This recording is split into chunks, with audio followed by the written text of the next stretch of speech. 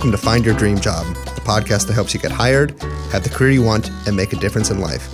I'm Ben Forstag, Managing Director of MaxList. This week, we're sharing Mac's interview on the Copeland Coaching Podcast with Angela Copeland. This interview dates from August 30th, 2016.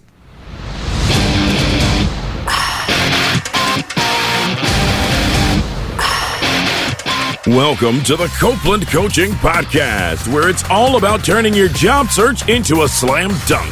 Your host is Angela Copeland.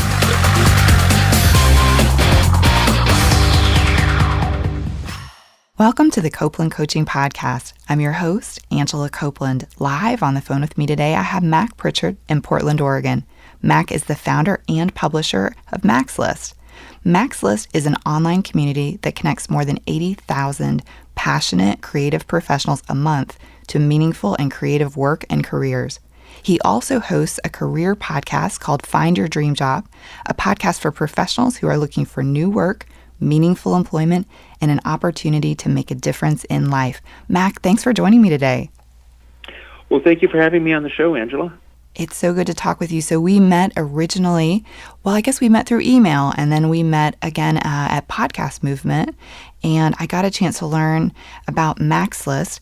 I touched on it briefly as I got started, but would you share with us a little more about what MaxList is, and what kind of inspired you to start MaxList? Sure. If your listeners go to maxlist.org, they'll find an online community. There's a job board there with about 400 job postings a month. But we hear from our readers that they want advice about the nuts and bolts of job hunting and career management, Angela. So we have a blog with weekly posts on job hunting, and we also publish a book called Land Your Dream Job in Portland and Beyond, and we're bringing out a national edition of that book next year. And we have a podcast, and every week we talk to different national experts about job hunting and career management.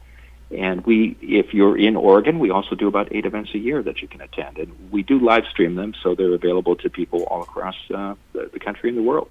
Oh, that's great. So what are the events like if we were to come to one of your events?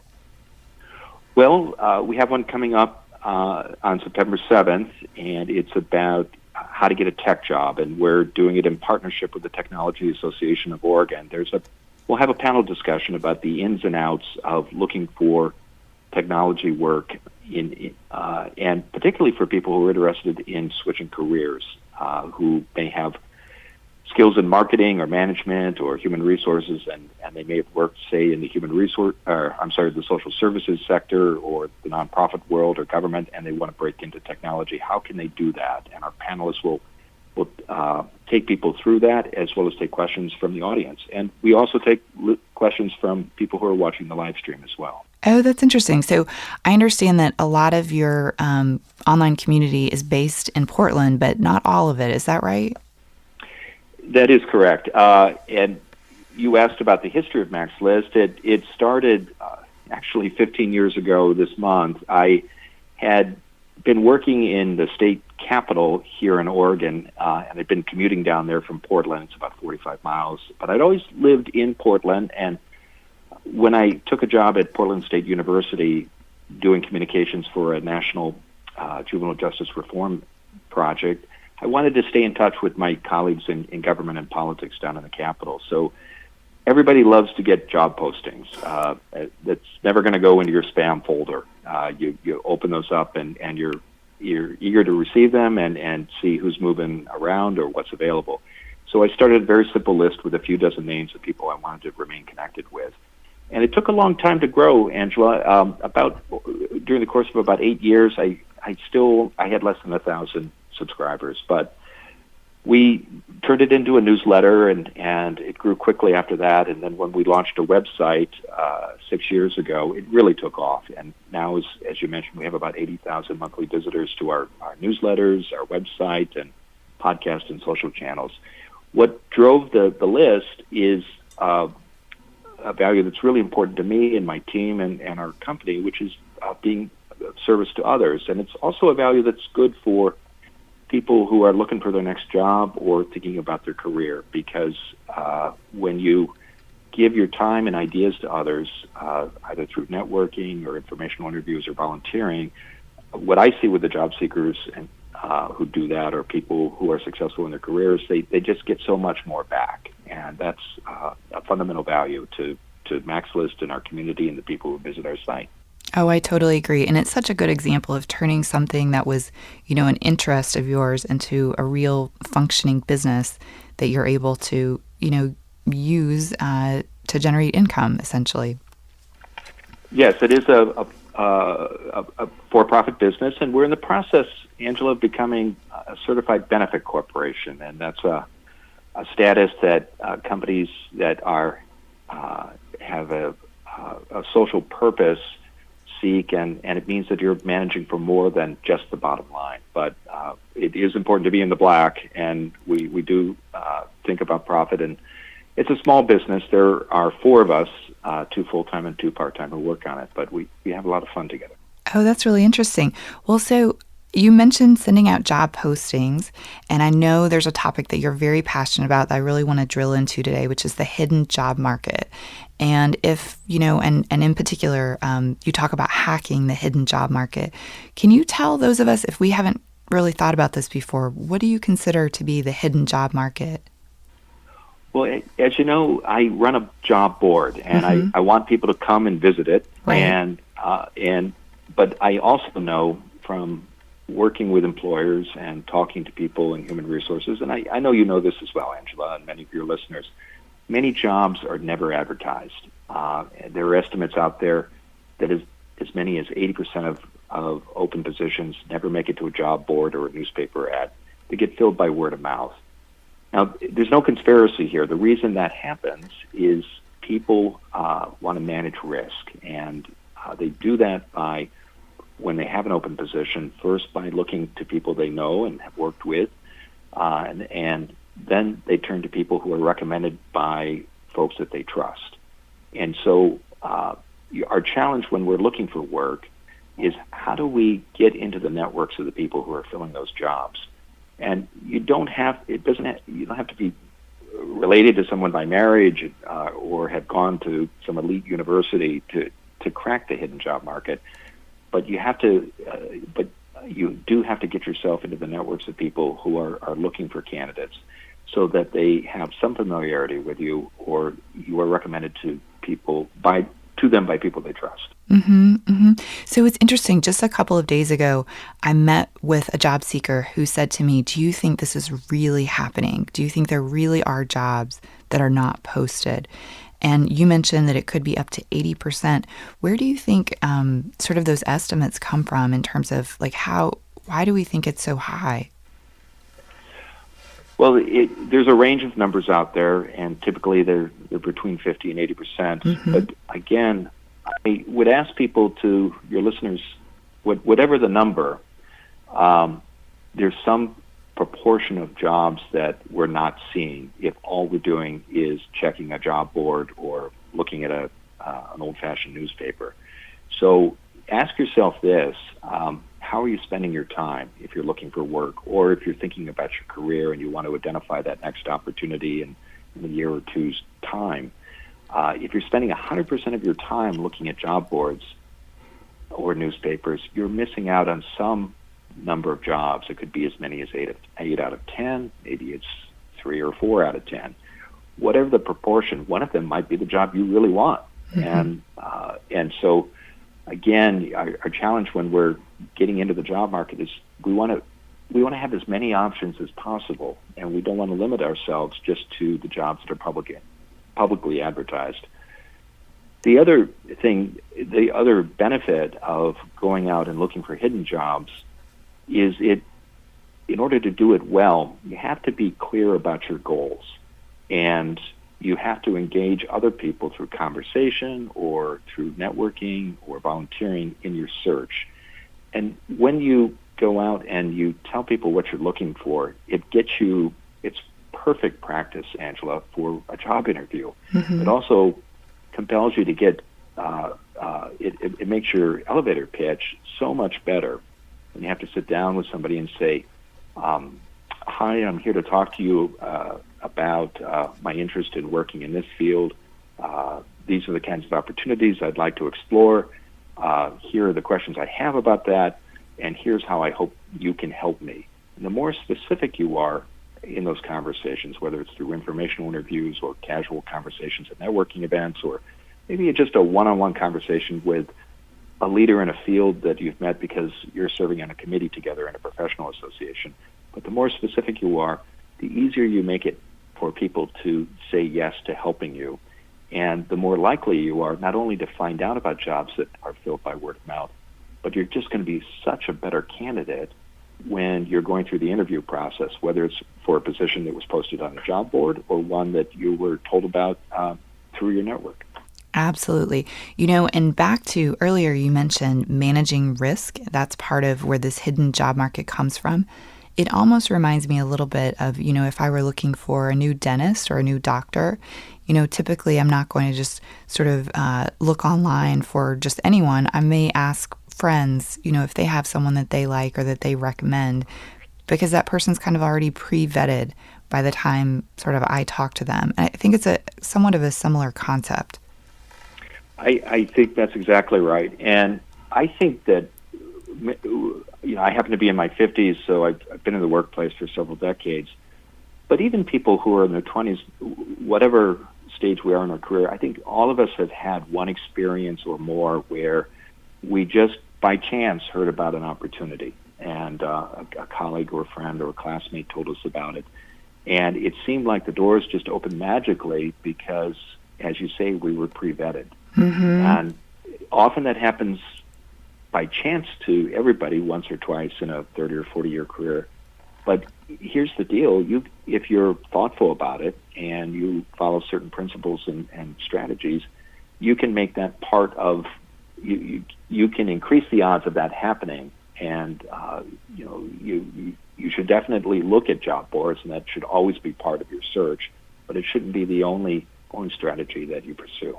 Mm-hmm. No, I completely agree. So speaking of job boards, just to take a little bit of a detour, it seems like sometimes the jobs that are on job boards, it almost seems like they're not really available. Have you ever noticed that? And what do you think about that? Well, there are certainly positions that may be posted because of company policies or requirements, or the organization has a practice of posting every position, but it also may have a practice of offering jobs first to internal candidates. Mm-hmm. And if you're out there talking to people inside that organization and working your network, you will find out whether it's a real opening or there's already an internal candidate who's been chosen, and the organization is just compelled to advertise the position. No, I agree. And I think also, I've had it happen a couple of times for me where I was approached by an employer that said, we're creating this position, we'd like you to apply.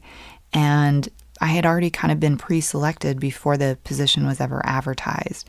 And I imagine even for some external candidates, that sort of thing may happen. I could see it creates a frustrating situation, though, when you go out and you look at the job board and you assume that you kind of have a fair shot at it, and maybe you do or maybe you don't always know sort of the difference.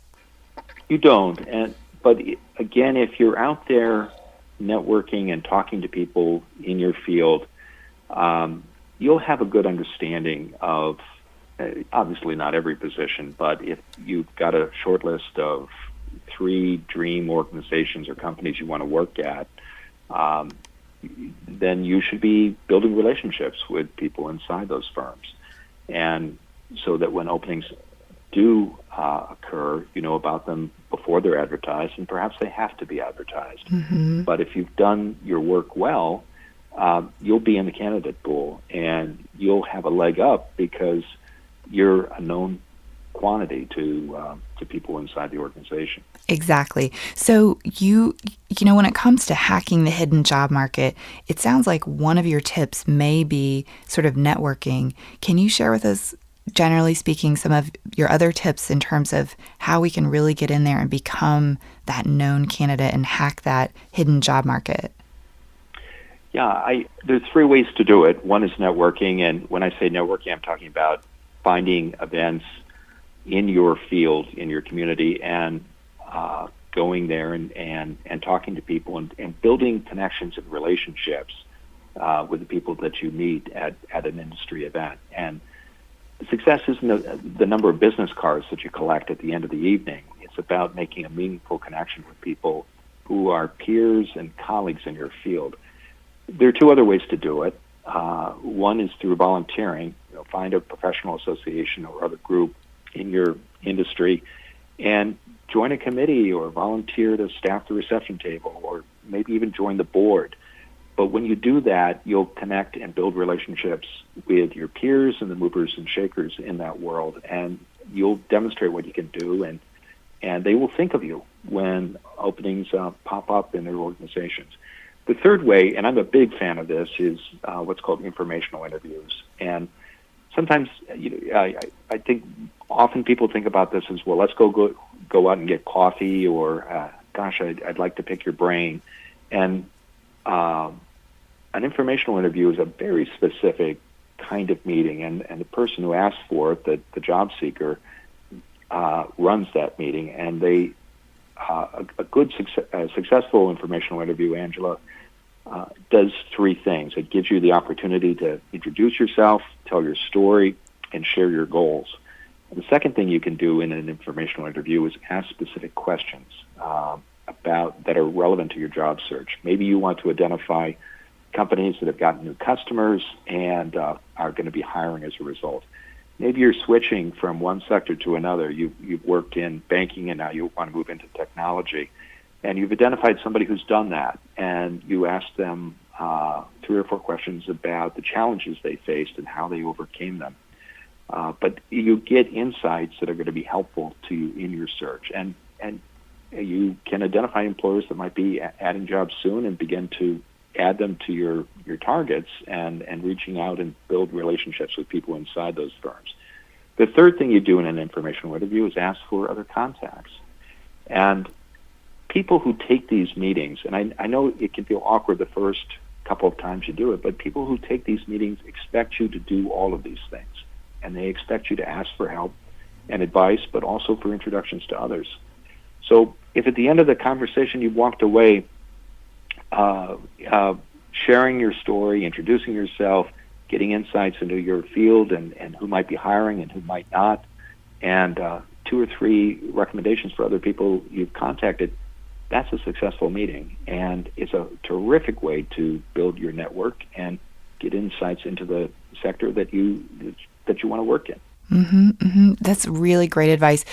Specifically on informational interviews, it's interesting. I was talking to someone also earlier this week, and I was encouraging them to reach out and ask for informational interviews. And their feedback to me was, I'm really not comfortable. I'm pretty sure I'm going to be bothering them. And I didn't really mention it in the introduction, but you yourself, Mac, have an incredibly impressive resume and background, both academically and professionally.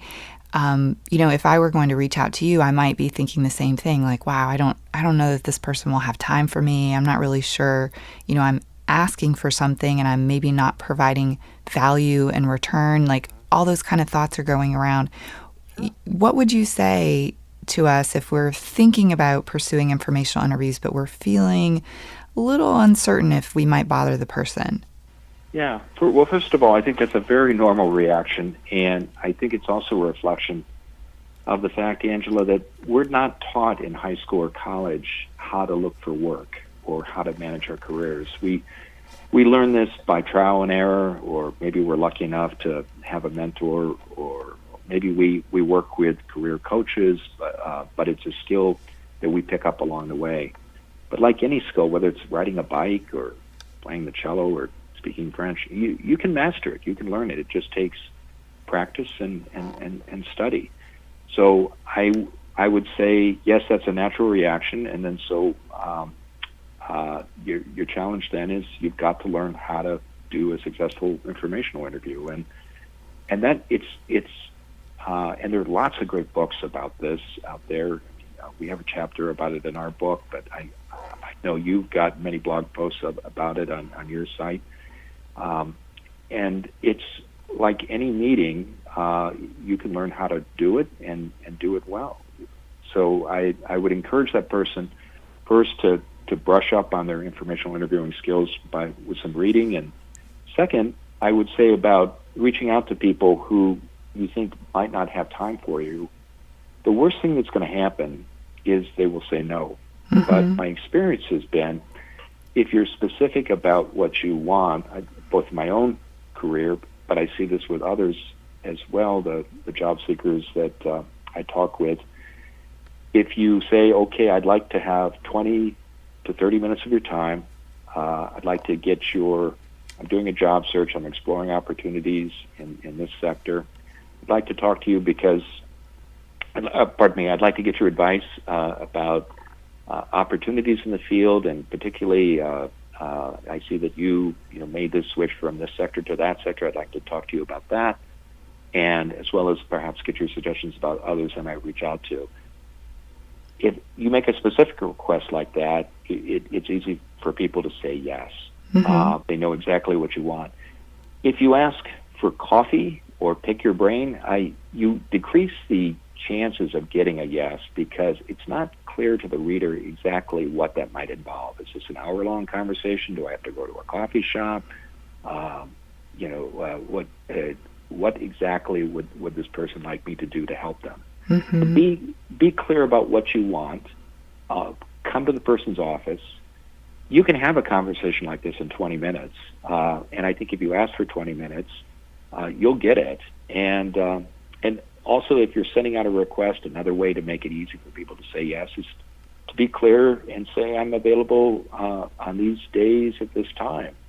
And then it just becomes a question of scheduling. Mm-hmm. Mm-hmm. I think that's great. Mm-hmm. Yeah.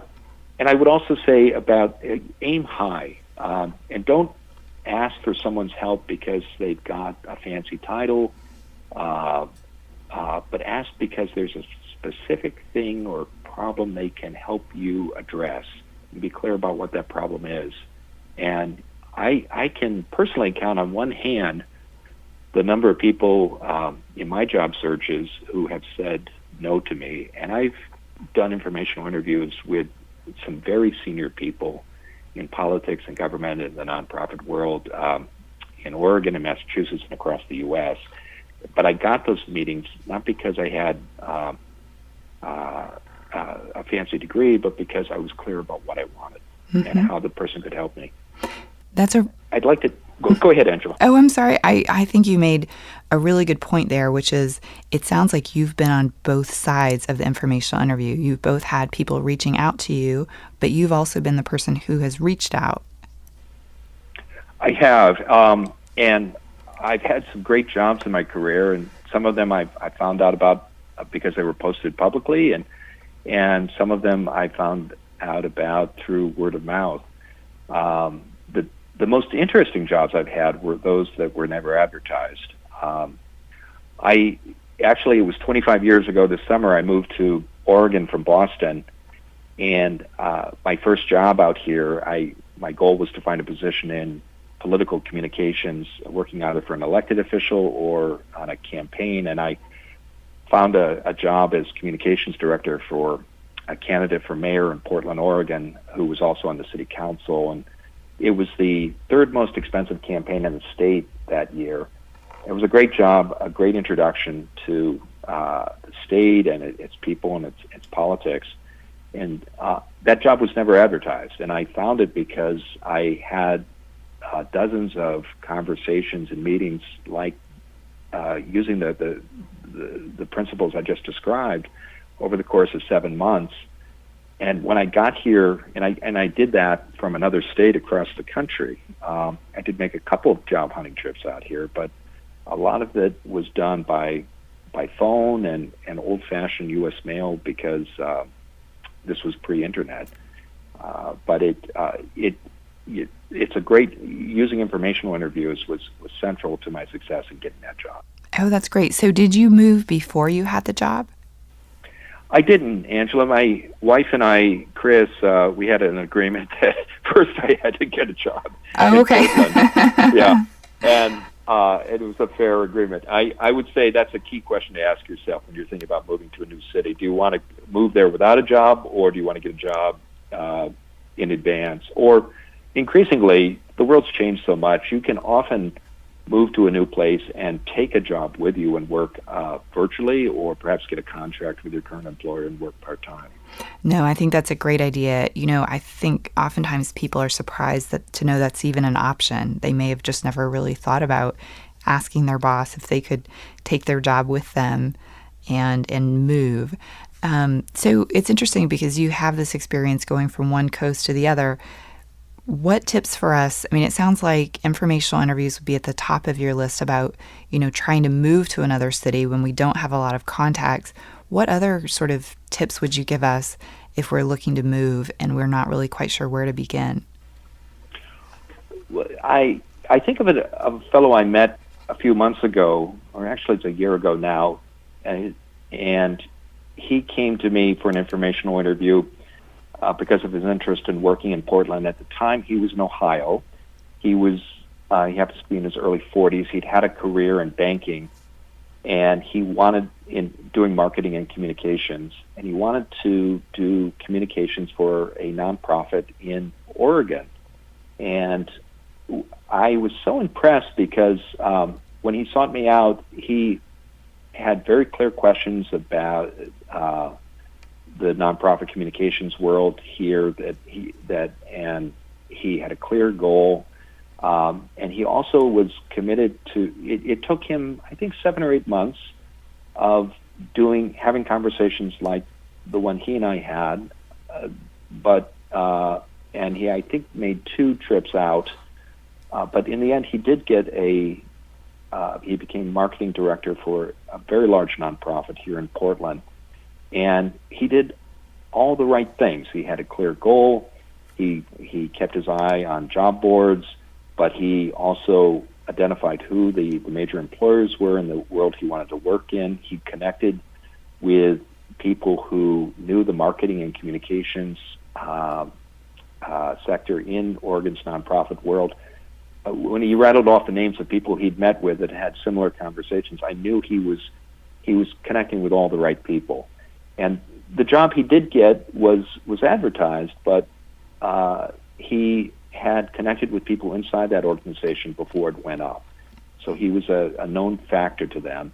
And when he came out here, he knew it was a good position because he'd done his homework. He'd talked to the leaders in the nonprofit communications sector in Oregon, and he knew who the players were, what those jobs paid, and where the interesting opportunities were, and he landed in one. And so I think those are principles and practices that could serve anyone, whether they're moving from Ohio to Oregon or to any state. Yeah, absolutely. I love the idea of identifying the employer first and starting to make those connections so that you're a known person when something does come available. I think that's an incredibly effective way to go about it. But I will say, in talking with job seekers, one thing I often find is that they get very, very frustrated, especially as they become more senior in their career, because it seems like it takes forever to find just the right job. I mean, what advice do you have for us regarding timeline? Like, how long should it really take us to find a job? It varies. You see estimates out there for 6 to 12 months as you get more senior in your career. There's another number out there that I think is just as relevant. It's this. The federal government says all of us, on average, will change jobs every 4 years. So I would say to people, wherever you are in your career, but especially if you're perhaps in your 40s or 50s, change is going to happen. And it may come because of your choice, or it may be involuntary. But we all need to prepare for that. And so we need to take action now and keep our networks, our professional networks, vibrant, and get out there and make connections and build relationships and help others before we need to go out and ask others to help us. I totally agree. I mean, I think oftentimes I'll talk to someone that will say, my goal is to get a job that I can work at for 20 years and I can retire. Occasionally I do hear that. And although it's a great goal in today's job market, it may or may not happen that way. And so I tend to think if you're not out there networking and kind of keeping up your contacts and your skills and those kinds of things that make you marketable, you're putting yourself a little bit at risk, that something could happen and you could end up out of work for some period of time. You can. And I personally have been through 3 periods of unemployment. 2 of them were quite long. I cashed my last unemployment check twice. Oh, wow. So, yeah. And I'd had some great jobs before those things happened and had done some impressive things. And so credentials alone aren't going to get you your next job. They help, and they might even get you through the door and get you an interview. But if you're going to close the deal, you need to be clear about your goals. You need to have relationships and keep your skills up to date. And I've certainly learned that lesson personally, and I see the people who are most successful in their job search and their careers know those lessons as well. Mm-hmm, mm-hmm. I think another important kind of note with what you just mentioned is that, there's sometimes things that can happen that can cause you to be unemployed that are not a reflection on how talented that you are or how much you bring to offer. It can be a really emotionally difficult process when someone is out of work. And I think oftentimes we assume it's like a reflection on us. But, sometimes it just happens and you have to sort of pick yourself back up and remember that you still do have a lot to offer and try to go at it again. You're absolutely right. And it's hard to be let go, particularly when it's through no fault of your own. Mm-hmm. And it's hard to tell your family and your friends that, and it's hard to get through that process of loss. It's a kick in the teeth, and you have to recognize that, acknowledge it, and then ultimately move on. But it's challenging. Yeah. As a side note, I was kind of thinking, I often talk to job seekers that are considering quitting their jobs because they are really sick of where they're at and they're thinking, hey, I could just focus all my energy on it, searching for a new job. And the thing I think sometimes it isn't really thought about is first the fact that it could take you a very long time to identify just the right job. And the second is sometimes when you quit, your future employer, it may be confusing on your resume. It may look like something happened where, maybe it looks like you were fired when in reality you did quit. So I don't know if you have any thoughts about sort of whether or not to quit your job or when is the right time to do that. But I generally try to encourage people, unless they're in a really unhealthy situation, to try to hold out until they find something new. Yeah, it's a personal choice. There's data out there that shows employers prefer candidates who are employed versus people who have been out of work, especially for people who have been out of work for 3 or more months. Don't do as well, and it has nothing to do with their abilities or skills. I'm not saying it's right, but it's a fact. Mm-hmm. I think that if you're ready to make a change, start investing time in making that change. It's best if you can look from a job, so that you don't have to overcome skepticism that employers have about hiring unemployed people. And again, I'm not saying that's right. It's just it's a fact.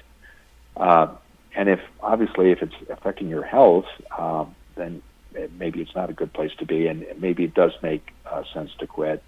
But that's a very personal choice, and it really depends on individual circumstances.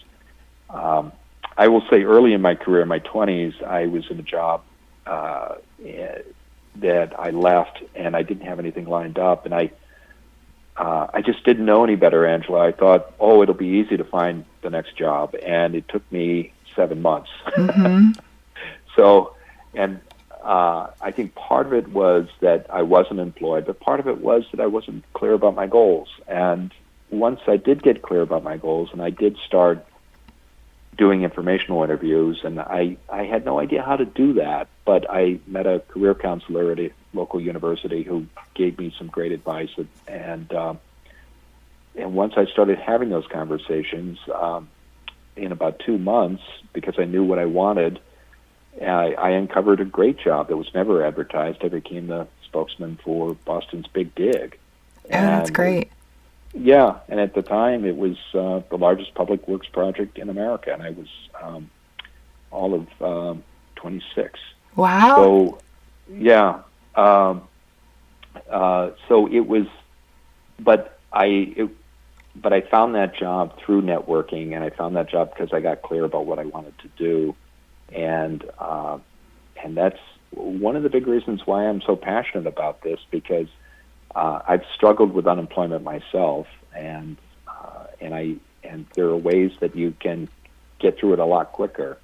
And again, it's learning these skills can help you. And ultimately, our work needs to have meaning and purpose, and that's what this is all about: helping people find work that can bring them pleasure and joy and meaning. No, absolutely. I often think that one of the reasons that we're sometimes frustrated about how long it takes to get a job is that, when we first start our careers, say right after college, I think at least most people, we're fairly open to a wide range of jobs. Like, there are a lot of things we could do. We're not really sure what we want to do. And our cost of living is still pretty low. Maybe we're very mobile and we could live in any city. Like, we're very flexible on a lot of requirements. But by the time we've had our second or third job, and say we're in our 30s or we're in our 40s, suddenly, maybe we own a house and we have a family and we need to be in a specific city, and maybe our cost of living has gone up, so we need to make a specific amount of money, and we need to be in a certain field. That's kind of my theory, is I think the further we go in our career, sometimes the more specific we get, which is great, but it also takes longer to find something that's specific than, when we're straight out of college and we're just open to the whole world. Sure. I think those are all great points and spot on. Yeah. Well, so I had a chance in July when I met you at Podcast Movement to meet a couple of your team members, and we recently reconnected, Jenna and Ben, which are great. I know they really help you there at MaxList. I'm curious, just if you would share with us, when you've been hiring at MaxList or at previous places that you've worked, what are some of the things that you look for in a new future employee? Well, values are important. Throughout my career, personally, I've always tried to make a difference on issues I care about or in the community where I live and work. And so I look for people who share a passion for service to others and a commitment to helping the community. Technical skills matter, but having a track record of learning new skills is even more important. So, I used to be a whiz at Multimate. At what? Yeah, you don't even remember it. Before there was MS Word, there was something called Multimate or WordStar, all these word processing programs in the 80s. Okay. And people would actually put this on their resume. So, but my point in bringing that up is your technical skills can get out of date pretty quickly. Mm-hmm. So it's having a demonstrated record of being able to learn new skills, and I think is important. And then the culture fit matters. You're building and again, this is where values matter. So we do advertise on our job board, obviously, but we also spend a lot of time when we're hiring, reaching out to former employees and interns and partners, contributors to our blog, people who know us and know our values, and their recommendations carry a lot of weight in the hiring process. So it sounds like you kind of hire a little bit in the hidden job market as well, because you're kind of looking for those known people. Yeah, we do both, and and I think the best employers do both, and and every hiring manager even if a job is posted, we'll often send a resume to the job posting to a few colleagues. I mean, we all get those emails. Often, we're in the BCC line, and it says, "Hey, I'm looking for a new person to help us here on the team. Please send good people my way," and we do that as well. No, that's great. That's great. Well, so if we want to learn more about MaxList, or we want to check out your podcast, Find Your Dream Job, or we want to get your book, where should we go? Visit maxlist.org, and in the nav bar there, you'll find tabs for the podcast, the book, our blog, and we also have a course that launches on November 1st called Hack the Hidden Job Market, and there's a tab for that as well. And you can find the show, Find Your Dream Job, on iTunes and Stitcher as well. Oh, that's great. Well, Mac, thank you so much for joining me and for all your great advice. Well, thank you for having me on the show, Angela.